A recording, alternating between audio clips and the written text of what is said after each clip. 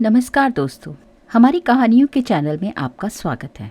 यूँ तो कहानियों में प्रेरणा देने, शिक्षित करने और हमें अपने आसपास की दुनिया से जोड़ने की शक्ति होती है। कुछ ऐसी ही कहानियों का संग्रह हम आपके लिए अपने इस चैनल पर लेकर आए हैं, जहाँ हम ऐसी कहानियाँ आपको सुनाएंगे जो आपकी कल्पना को प्रेरित करेंगी और आपका मनोरंजन भी करेंगी। कहानियाँ हमें एक नई दुनिया में ले जाती हैं, हमें एक वैल्यूएबल लेसन सिखाती हैं, फिर चाहे वो एक फैंटेसी हो या फिर हार्ट फेल्ट मेमोरी। तो आइए हमारे साथ कहानियों की इस जर्नी में शामिल हो जाइए and let's celebrate the magic of words together.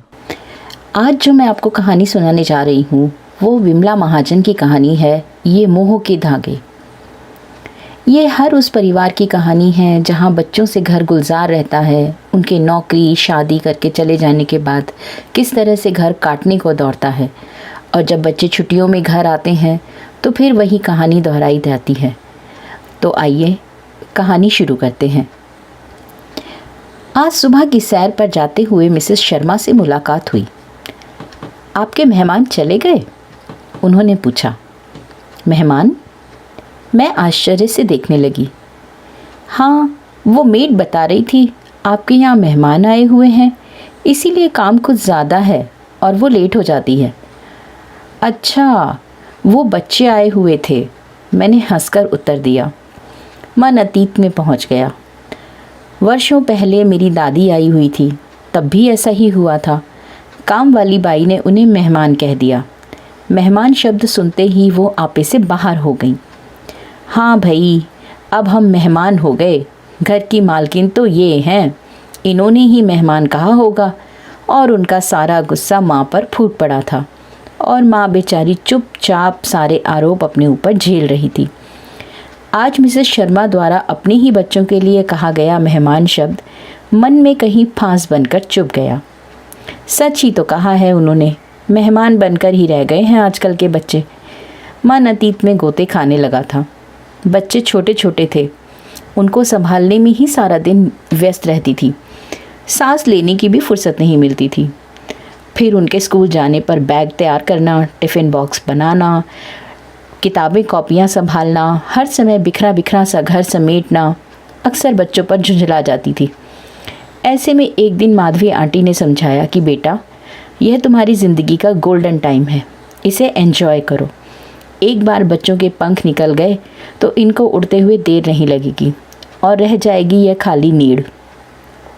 और फिर सच में बच्चे स्कूल से कॉलेज पहुंच गए और धीरे धीरे हॉस्टल की दुनिया में रम गए। पर एक महीन डोर से बंधे हुए महीने 15 दिन बाद आते घर फिर से गुलजार हो जाता। समय ने फिर करवट बदली और सब अपने अपने घर बार में व्यस्त हो गए। अब उनकी अपनी दुनिया है जिसमें वे पूरी तरह से रच बस चुके हैं।